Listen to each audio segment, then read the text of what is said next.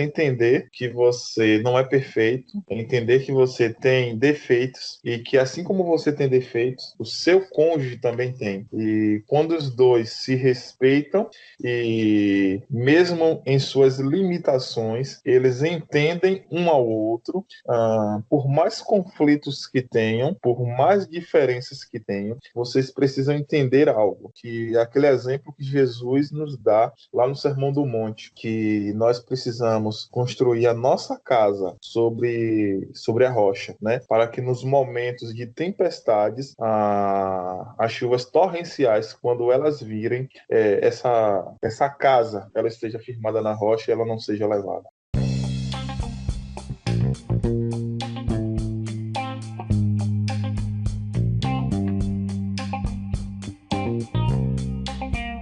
Olá, queridos, a paz do Senhor. Começamos mais um IBMcast. Esse é o nosso terceiro episódio e vamos falar hoje sobre casamento. A palavra de Deus nos fala no livro de Gênesis, no capítulo de número 2, no versículo 24. Por isso, o homem deixa pai e mãe e se une à sua mulher, e os dois se tornam um.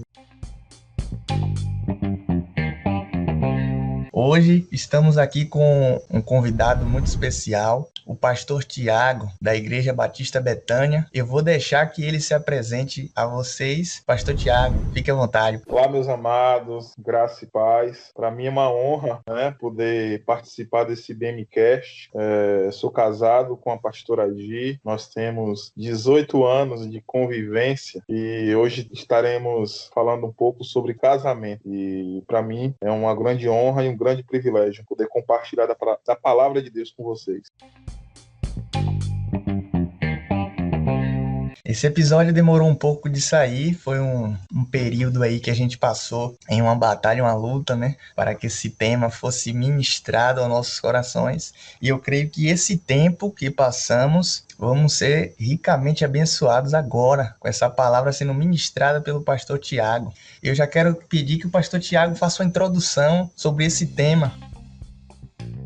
Casamento é algo muito além de um sim perante testemunhas, perante um pastor, perante um juiz ou um padre, independente da sua fé, né, da sua religião. Casamento vai muito além disso. Casamento é uma convivência a dois, onde com o passar do tempo nós vamos amadurecendo e vamos entendendo realmente esse verdadeiro propósito do qual o homem se unir, né, deixar pai e mãe, se unir à sua esposa e os dois tornarem-se um só. Amém. Vamos lá, vamos começar com as perguntas. Quero agradecer a todas as pessoas que nos ajudaram com as perguntas. Esse episódio foi muito esperado pelos ouvintes, né, do IBMcast, e creio que a partir desse episódio vamos ter muito mais ouvintes nos acompanhando. E a primeira pergunta é: qual a melhor forma de um casal amadurecer juntos espiritualmente?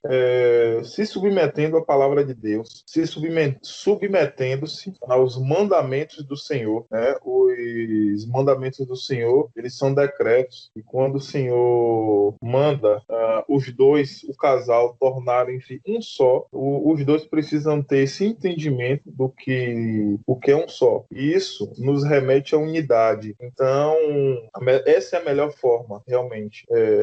Um junto ao outro, unidos em um só propósito, em uma só fé, em uma só convicção. E existem várias formas, né, do casal amadurecer, e através da leitura da palavra, através da oração. Eu sou um pouco suspeito para falar, porque eu tenho 18 anos com minha esposa, e um dos momentos que eu mais priorizo são as 3 refeições diárias, que é o momento do café da manhã, almoço e janta. É aquele momento que nós deixamos os celulares de lado e sempre que nós estamos sentados à mesa, nas nossas refeições, nós fazemos menção do Senhor, apresentamos, né, todos os nossos alimentos, damos graças ao Senhor Senhor e trazemos o Senhor para estar conosco sentado à mesa. E isso tem nos ajudado muito, e isso tem nos ajudado nesse processo de amadurecimento, porque quando nós estamos à mesa, a refeição, nós colocamos o Senhor também,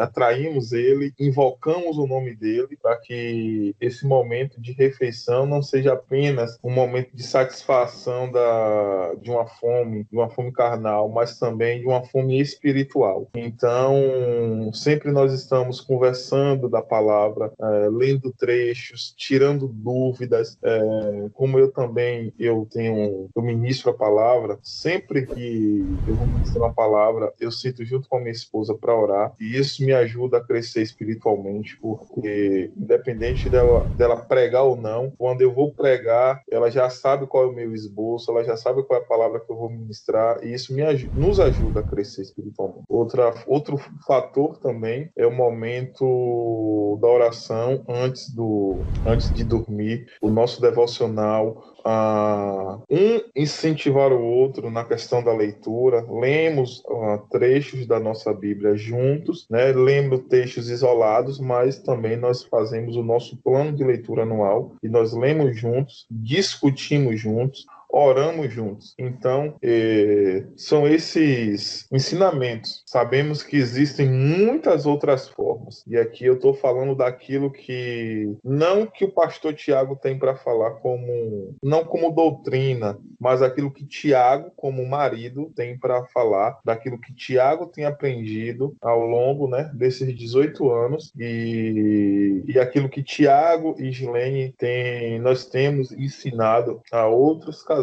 Então, essa é uma das melhores formas para nós, como casal, de crescermos juntos espiritualmente. Eu priorizo todas as refeições, estarmos juntos, sentados à mesa. Amém.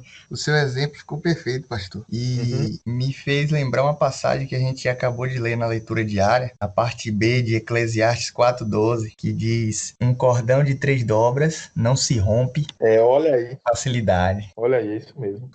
Vamos para a segunda pergunta. Como um casal deve lidar com as diferenças e conflitos com o cônjuge? É bem complexo, viu? Essa pergunta, tanto que complexa. E é bem simples. É simples e complicado ao mesmo tempo, né? A melhor forma de um casal lidar com as diferenças é você aceitar a diferença no próximo. É você entender que você não é perfeito, é entender que você tem defeitos e que assim como você tem defeitos, o seu cônjuge também tem. E quando os dois se respeitam e mesmo em suas limitações, eles entendem um ao outro, por mais conflitos que tenham, por mais diferenças que tenham, vocês precisam entender algo, que é aquele exemplo que Jesus nos dá lá no Sermão do Monte, que nós precisamos construir a nossa casa sobre a rocha, né? Para que nos momentos de tempestades, as chuvas torrenciais, quando elas virem,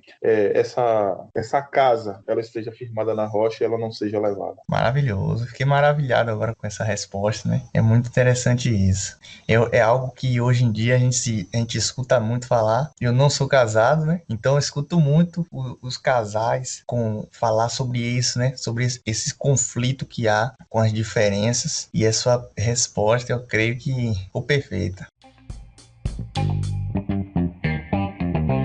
Como sabemos que a pessoa a qual queremos casar é a que Deus escolheu para nós? Essa pergunta é afiada, hein? Essa pergunta é afiada. Mas como saber? Quando nós oramos, quando nós nos submetemos, nós conseguimos discernir a voz do Senhor em meio à voz da multidão. Então, um homem de Deus, uma mulher de Deus, precisa ter sobre si realmente essa palavra que é discernimento. Existem muitas vozes, né? E ecoam de todos os lados, mas quando nós sabemos e conseguimos discernir a voz de Deus mediante a muitas vozes, nós conseguimos entender. Não existe fórmula porque nada daquilo que Deus faz, ele coloca uma fórmula, que não é uma equação matemática, né? Que nós podemos utilizar precisa nos ater de uma fórmula e encontrarmos o resultado. Não, Deus não trabalha dessa forma. Deus trabalha por planos, por propósito. Então, a melhor forma de nós entendermos qual é a pessoa correta é quando nós entendemos o propósito do Senhor sobre a nossa vida, sobre a vida da outra pessoa, porque tudo aquilo que provém de Deus sai do pó e ecoa na eternidade. Mas aquilo que é escolhido mediante a vontade humana sai do pó e volta para o nada. Agora a pergunta é a que eu mais estava aguardando essa resposta, né? Foi que balançou o homem lá, essa pergunta balançou o homem. Por que o marido cristão deve amar a sua esposa como Cristo amou a sua igreja? Essa aí pode desenrolar um rolo grande aí. Fique à vontade. Essa pergunta, muitas vezes as pessoas buscam muitas respostas para isso, mas é algo bem simples. É apenas o homem olhar para Cristo. E no momento que ele olha para Cristo, ele precisa corresponder da mesma forma que Cristo amou a sua igreja. E de que forma foi? O apóstolo Paulo, né, ele nos deixa bem claro e explícito aí em Efésios capítulo 5, que Cristo amou a sua igreja a ponto de se entregar por ela. E o que é se entregar? É morrer, é o martírio, né? Então, o propósito da morte de Cristo, com respeito à sua noiva, com respeito à sua igreja, nós temos dois principais pontos, que é a santificação, né? Que é a separação realmente completa do homem para Deus, e a purificação, que é a lavagem dos nossos pecados pelo sangue de Jesus. Então, é dessa forma que o homem ele precisa se entregar por sua esposa, a fim de santificá-la e a fim de purificá-la. E o homem é o responsável, o homem é o cabeça, o homem é o sacerdote. Então, a responsabilidade é dele. Nós temos um grande exemplo logo no livro da criação, em Gênesis, quando o Senhor ele não chama Eva, o Senhor chama Adão, mas foi Eva que fez Adão, né? Que deu ali que ofereceu, mediante ela ter ouvido, né, se atentado para aquilo que a serpente estava falando, e mesmo assim ele comeu. E no momento que ele se esconde, que o Senhor chama ele para si, ele vai e fala: não, a mulher que tu me deste, mas a mulher que foi dada a ele foi criada dele. Então é isso que nós precisamos entender. Nós como homens, quando eu estou falando nós, eu estou falando no âmbito masculino, do homem, do macho, né, a todos que me escutam, e as mulheres também que me escutam, não achem que a responsabilidade só está acima do homem. Assim como nós comparamos, né, Cristo, nós comparamos o homem, assim como nós comparamos a igreja, nós comparamos a mulher, né? Então, cada um tem as suas responsabilidades, cada um tem os seus direitos e deveres. Então, é basicamente isso. É o homem se entregar a ponto realmente de morrer, a ponto de se sacrificar por inteiro, sem limites, em prol da sua esposa, em prol da sua mulher. E eu gosto sempre de dar esse exemplo a casais de noivos, se é que tem casais de pessoas que estão noivas, que estão nos acompanhando também. Eu sempre digo, quando você está noivo, quando você está namorando também, que você discute, né, com seu namorado, cada um vai para um lado. Quando você está casado, não. Você vai dormir, né, na mesma cama, debaixo do mesmo teto, e muitas vezes é realmente, né, como Jesus fala, e o profeta Isaías também disse, que é como uma ovelha muda indo ao matadouro. Então, o homem também ele precisa se sacrificar dessa forma quando ele está casado, quando ele entende o propósito, porque aquilo que Deus uniu, o homem não deve separar. E como nós já falamos nas perguntas anteriores, então existem muitas formas, mas não existem fórmulas, né? Porque nós já respondemos aí qual a melhor forma de um casal amadurecer juntos, como um casal deve lidar com as diferenças e conflitos, como sabemos que a pessoa a qual queremos casar é que Deus escolheu para nós, e em determinados momentos casamos e aí achamos que não, que aquilo não é o homem de Deus, que não é a mulher que Deus escolheu, e você precisa realmente se sacrificar, ir ao matador choro, como uma ovelha muda, porque imagine se Jesus fosse olhar para sua noiva, ele não ia querer casar com ela, que somos nós, a igreja, tão defeituosas, tão cheias de delitos, né, de maldades, e mesmo assim ele se entregou por nós. Então esse é o grande exemplo. Simplesmente para maridos, olhe para Cristo e olhe o que ele fez em prol da sua igreja. Então é dessa forma. Então não há limites pro marido, né? Não há limites também para a esposa. A gente não pode só colocar as responsabilidades sobre o homem. As mulheres também, elas têm suas responsabilidades também como mulheres, como mulher cristã, como mulher do lar, e os dois, eles precisam realmente amar-se um ao outro, e esse casamento é o que Cristo, né, quer fazer com a sua igreja. Então, que esse grande exemplo nos impulsione e nos leve a caminhar, a olhar para frente, porque só vai conseguir chegar ao destino quem perseverar no processo. Amém. E vamos para a última pergunta. Eu acredito que essa quarta pergunta, ela já tem um pouco de complemento nessa quinta, né? E a última pergunta, que fala, com base em Efésios 5, versículo 22 a 24, entendemos que a mulher é a parte única na submissão, que Efésios 5:22 vai dizer que as mulheres devem se sujeitar aos vossos maridos como ao Senhor. Como ao Senhor, isso. Vamos lá. Outro ponto também um pouco que complexo, né, para o nosso entendimento. E quando nós falamos acerca da submissão, nós achamos que isso daí está nos remetendo a um jugo, e não é isso. Quando ele está falando aí acerca dessa submissão, é realmente de responsabilidade, né?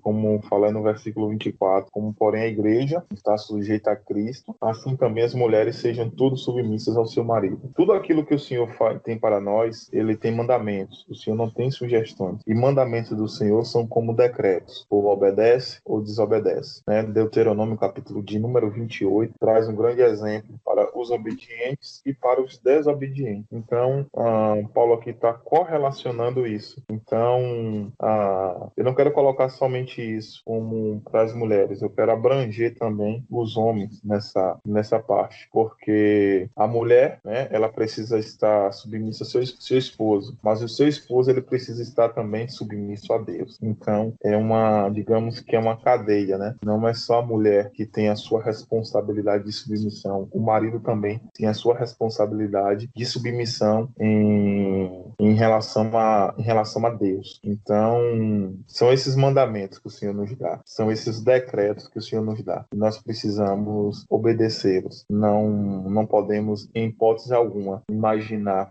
em desobedecer cada mandamento do Senhor, cada decreto do Senhor, porque quando nós sugerimos algo, nós decidimos, né, se fazemos ou não. Mas quando há um decreto, ou você faz, ou você irá infringir esse decreto. E a melhor forma de nós, como homens e mulheres, é nos submeter ao Senhor, nos submeter um ao outro e ao Senhor em primeiro lugar. Agora só temos a agradecer, né? Eu quero agora agradecer a Deus por proporcionar esse momento de estar permitindo o pastor Tiago estar compartilhando desse conteúdo, desse conhecimento a respeito da palavra de Deus conosco, e quero já estar agradecendo ao pastor Tiago por estar separando esse tempo. Eu sei que hoje é como uma sexta-feira, um dia muito corrido, mas teve um tempinho para podermos gravar esse podcast, esse episódio. Pelo horário também, é um horário já estendido. E só agradecer, pastor. Eu também agradeço a você, evangelista Jailan, agradeço a todos, né, da Igreja Batista em Lagres, honro também a todos os pastores, toda a liderança, e sinto-me honrado por esse momento assim grandioso, qual nós podemos crescer em graça e podemos crescer em conhecimento. Desde já também deixo muito meu obrigado, muito obrigado, e me disponho também em outros momentos a podermos compartilhar do conhecimento de Deus. Que Deus abençoe a sua igreja, que Deus abençoe com a sua abundante graça. Amém. Muito obrigado, pastor. Eu creio que tema não vai faltar para a gente estar lhe tocando, lhe chamando para estar compartilhando um pouco daquilo que o Senhor tem ministrado em sua vida. E eu quero fazer um convite para todos vocês que estão escutando esse episódio. Eu quero lhe pedir para que você compartilhe com 2 pessoas, mas que você compartilhe de uma forma diferente, não só mandar o link, mas sim incentivá-la a escutar esse episódio, para que o máximo de pessoas sejam abençoadas com essa palavra. Amém? Pastor Tiago, forte abraço e até a próxima.